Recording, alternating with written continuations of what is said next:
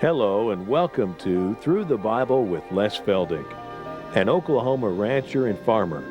Les Feldick has been teaching homestyle Bible classes for over 20 years in Iowa, Oklahoma, and Texas.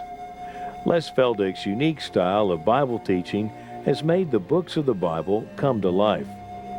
When Les is teaching, it's so interesting that people say time just seems to fly by.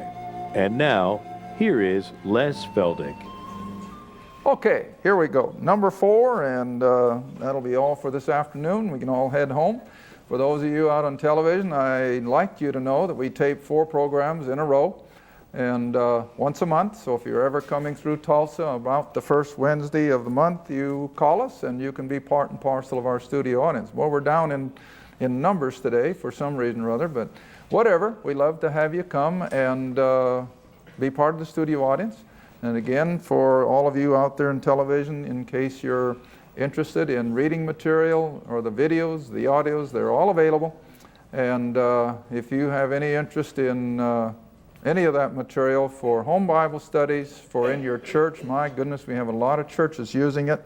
And we keep the cost as nominal as we possibly can. We don't do it to create a big profit, although we do hope to make enough on them to kind of cover our office expenses. That's basically what they're doing now.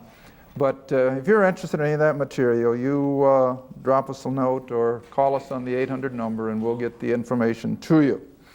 Okay, I think that's all the announcements for now again, and we'll come right back where we left off in Ephesians chapter 5. Now, I will have to commend our television audience. I really thought that I'd have a hard time keeping interest in these church letters because everybody likes prophecy today, you know. But we're getting so much good comment on these programs in Galatians and Ephesians and so forth. So we appreciate hearing from you. Again, I guess I should always thank people for helping us financially. You know, I just don't have money on the brain, so a lot of times I forget even to mention that. But we do. We appreciate so much those of you that are so faithful in sharing your material things with us. Okay, let's go back again, if you will, to Ephesians chapter 5.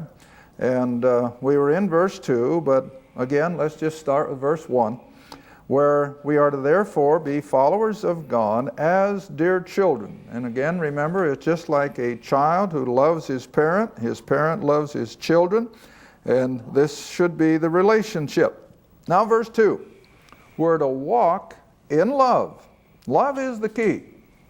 We're to walk in love, and as Christ also has loved us and has given himself for us, an offering and a sacrifice to God for a sweet-smelling savor, or today we would say with an aroma, with a sweet aroma, such as an incense, or maybe a perfume, or that which would come from flowers, sweet-smelling flowers. And that's what his offering and sacrifice to God was in reality, even though the cross was a horrible place to look at physically, and the suffering that he went through. But you see, the end result was the salvation of countless numbers of sinful people. It won't be as many, I guess, as we would like to think, but nevertheless, that work of the cross is having its fruition in the salvation of multitudes throughout the last 2,000 years. And so it becomes then a sweet aroma to God because of what Christ. Now again, let's go ahead. I always like to use as many scriptures as are feasible. Come over to Philippians, just a page or two to the right, chapter 2. Philippians chapter 2. Philippians chapter 2, and dropping down to verse 5. And this fits so perfectly.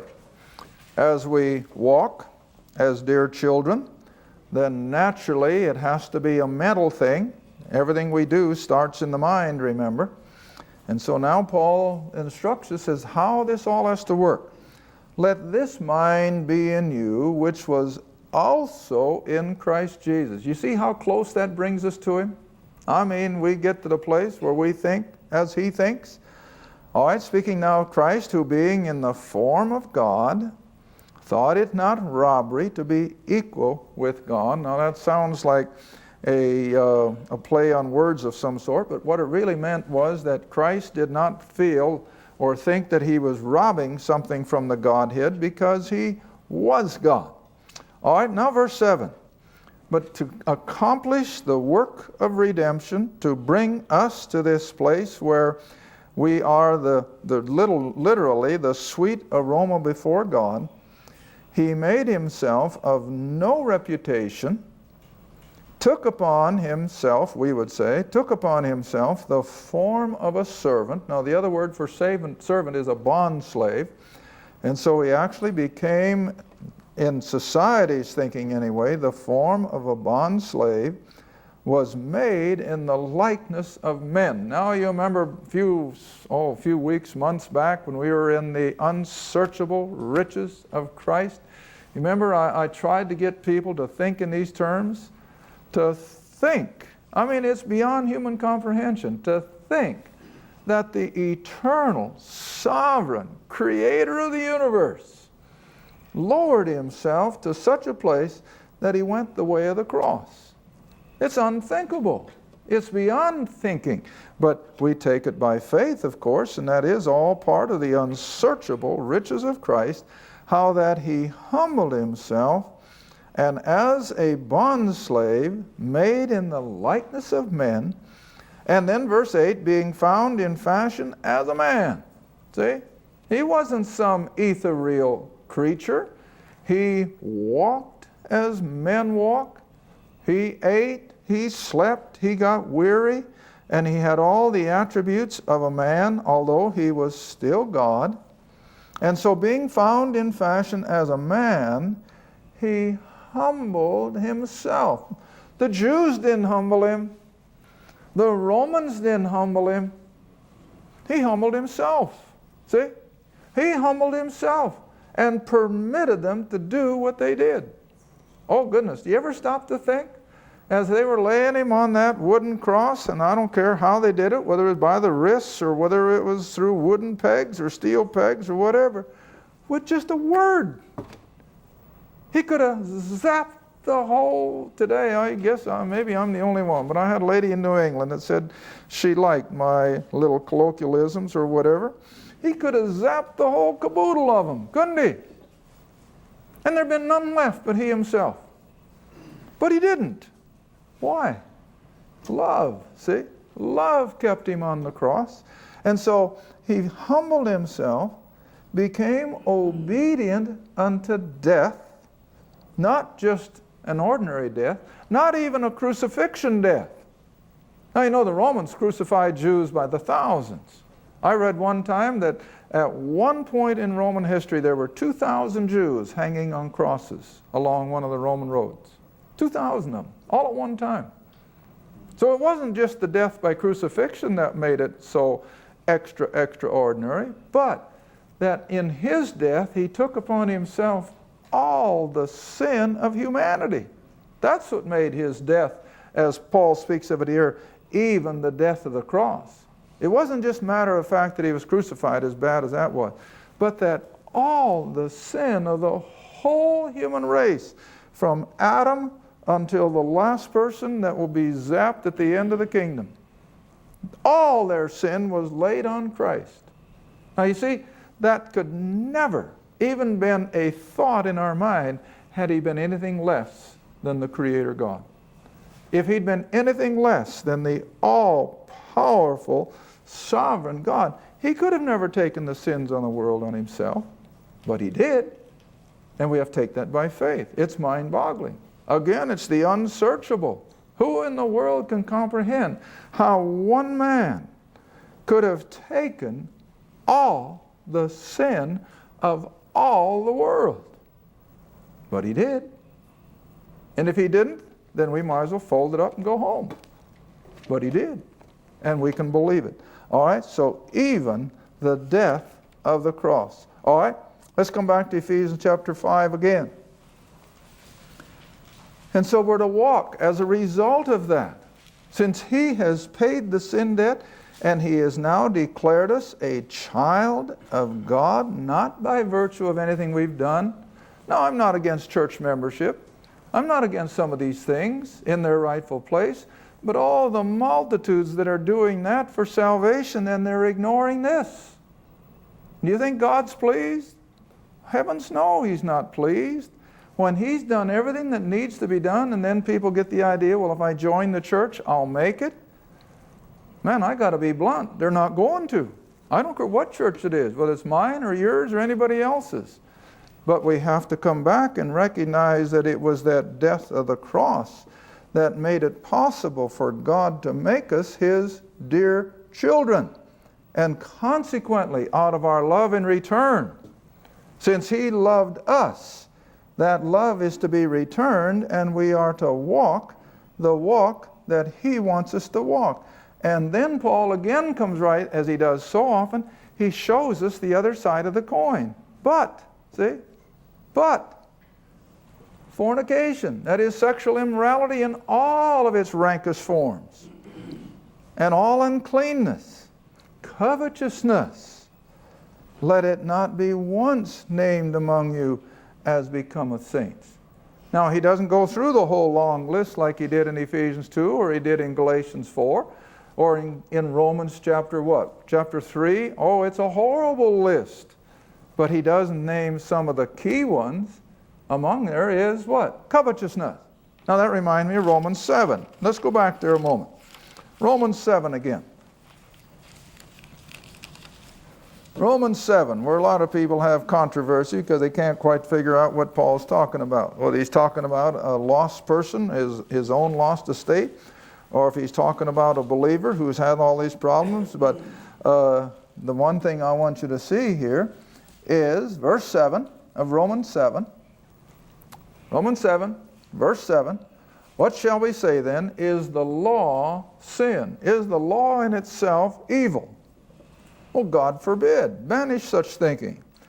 Nay, he said, I had not known sin, or my old Adamic nature, which is really what sin is in Romans, in the singular. It's that old Adamic nature. He said, I wouldn't have ever known about my old Adam, but by the law. For I had not known lust, or desire is a perfectly legitimate word. I had not known desire, except the law had said, thou shalt not what? Covet.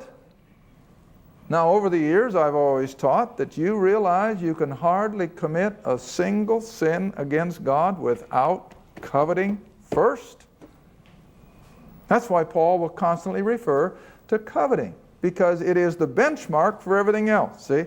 All right, now the same way back here in Ephesians. Verse 3. Sexual immorality, uncleanness, or covetousness. Desire, see?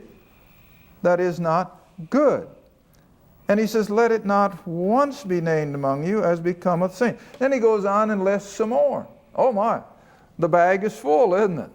Neither filthiness, nor foolish talking, nor jesting, which are not convenient or normal, but rather use your breath to what? Give thanks. Now, I've had people come to me with this verse, and they say, you mean it's not right for us to tell a joke and have a good laugh? No, it's not what it means. Man, nobody appreciates a good laugh more than I do. Oh, there's nothing wrong with a good laugh. It's healthy.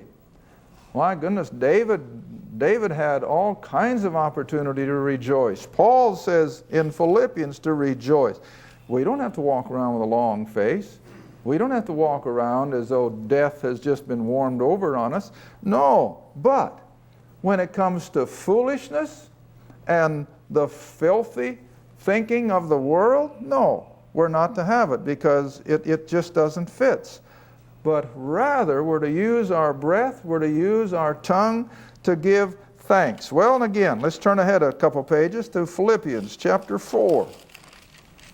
Philippians chapter 4, one of the best two verses on prayer in the whole Bible.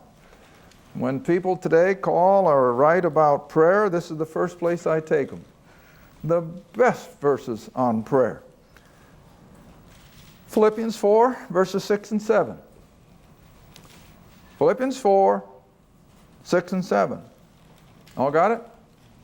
Be careful or worry about nothing. You know, you've seen these little wall plaques, haven't you? Why worry when you can pray?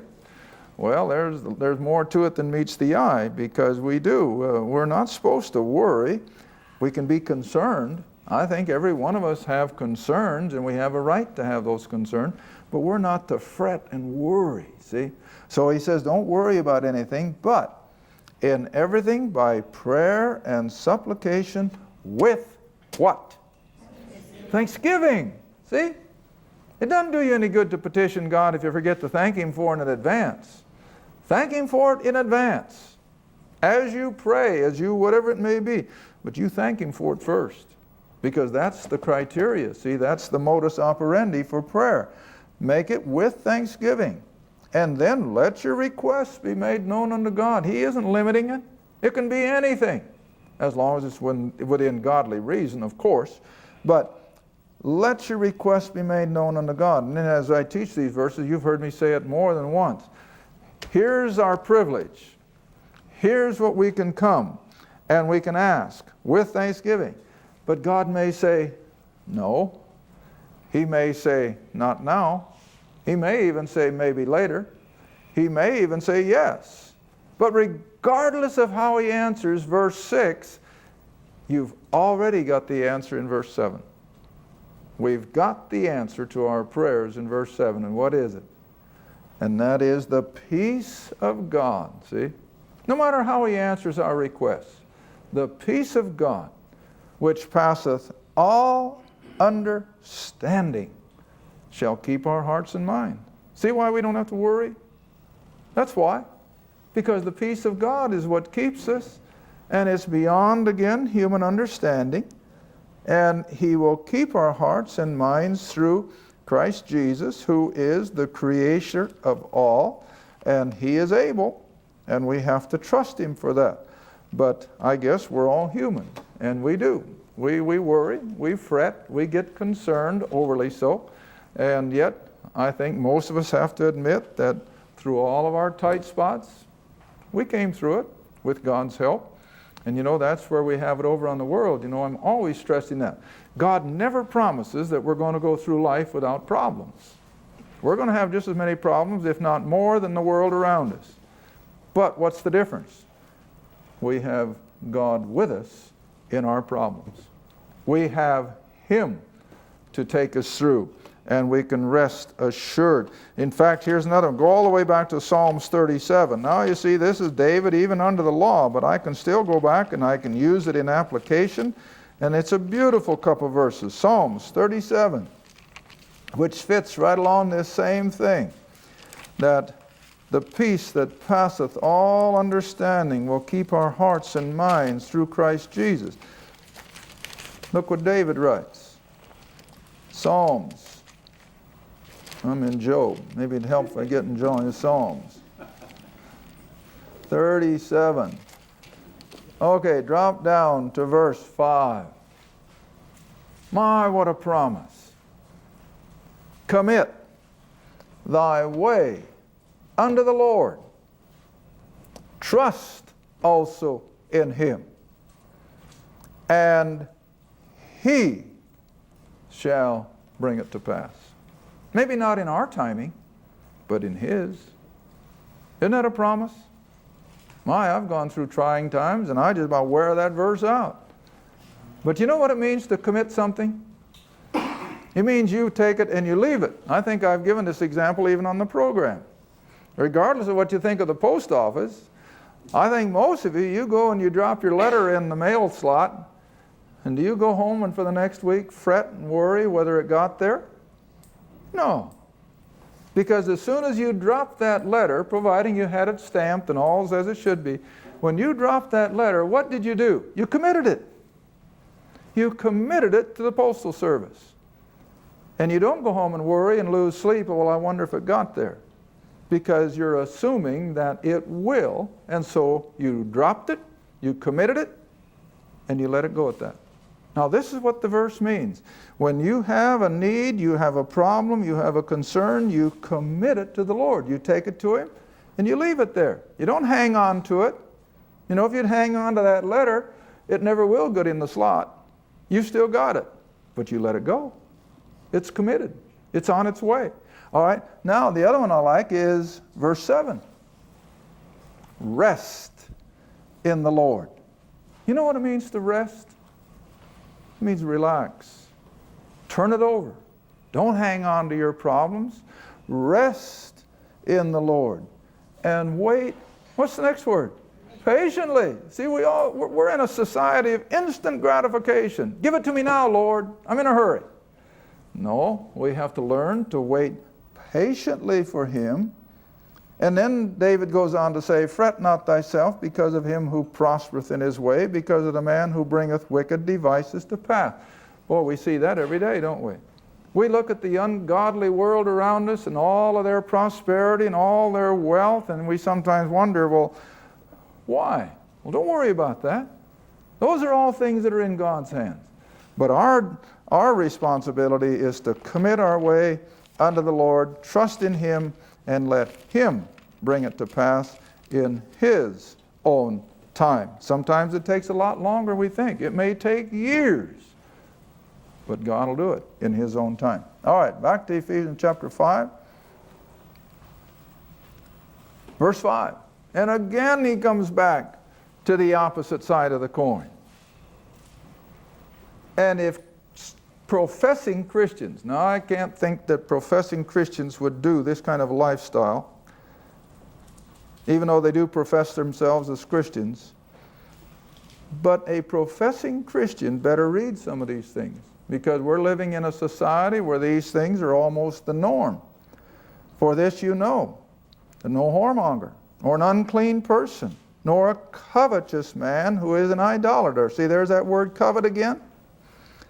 These kind of people have no inheritance in the kingdom of Christ and of God.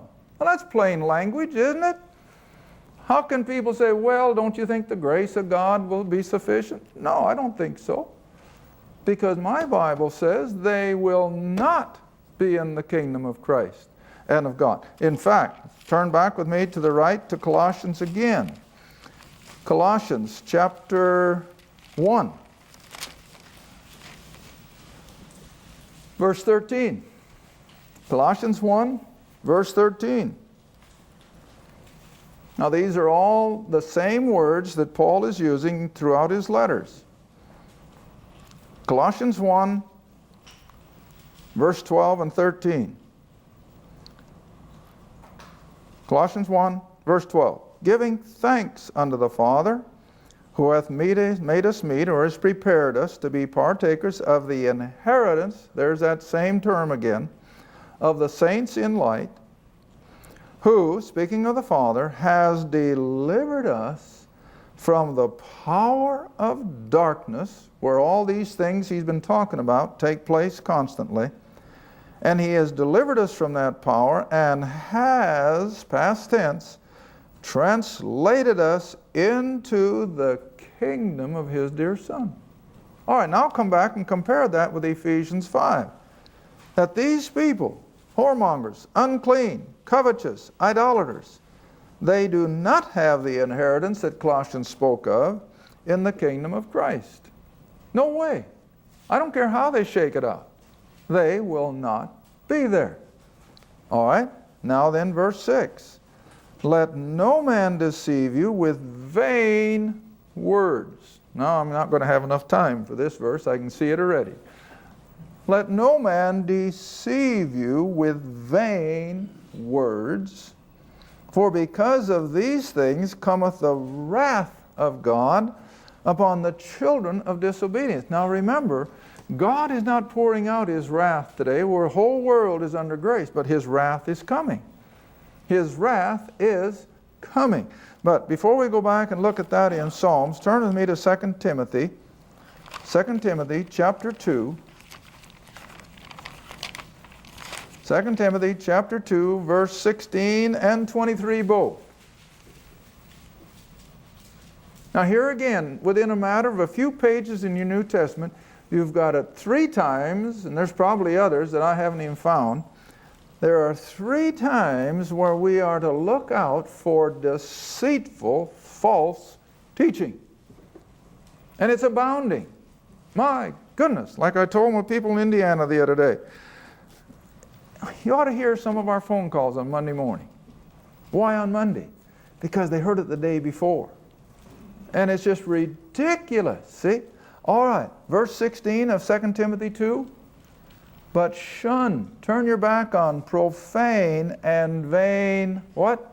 Babblings. Oh, I wish I had more time. Whenever I see the word babbling, you remember back in the book of Acts when Paul came down to Athens and the big wheel, the intellectual philosophers called what he said what? Babbling. Let's hear what this old babbler has to say. But you know, a few years ago, Iris and I were on Mars Hill, and you know, I couldn't help but smile inwardly as well as outwardly. Here on that big stone on the way up to Mars Hill is a beautiful, have you seen it, Rocky? Have you been up there? Is this beautiful bronze plaque. Not to Socrates, not to Plato, not to Homer, but to whom? The Apostle Paul. So all the babblers have long been forgotten, but the Greek government or whoever did it put a huge bronze black plaque to honor the Apostle Paul. So he wasn't the babbler, they were. Well, anyway, we're to shun profane and vain babblings, for they will increase the more to what? Ungodliness. It's not going to bring you into godliness.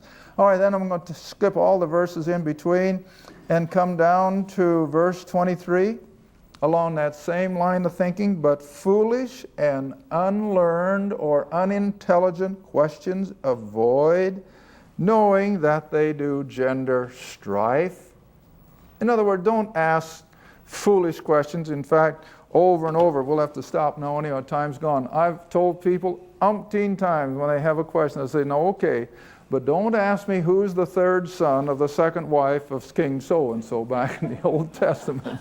Because to me that is vain. There's no need to get all hung up on some of these little details that are way back there in the Old Testament. They have nothing to do with us today. And yet they can just get so hung up on it that they got to have this all straight. And listen, that's nothing but vain babblings. And the whole thing is to get down to what does Paul really teach. Thank you for watching Through the Bible with Les Feldick, a weekly Bible study.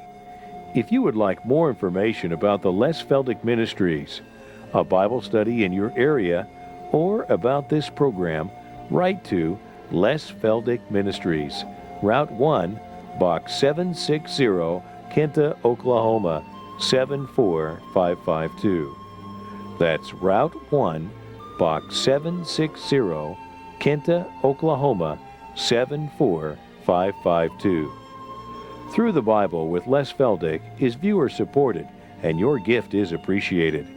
Thank you, and be sure to tune in next time for Through the Bible with Les Feldick.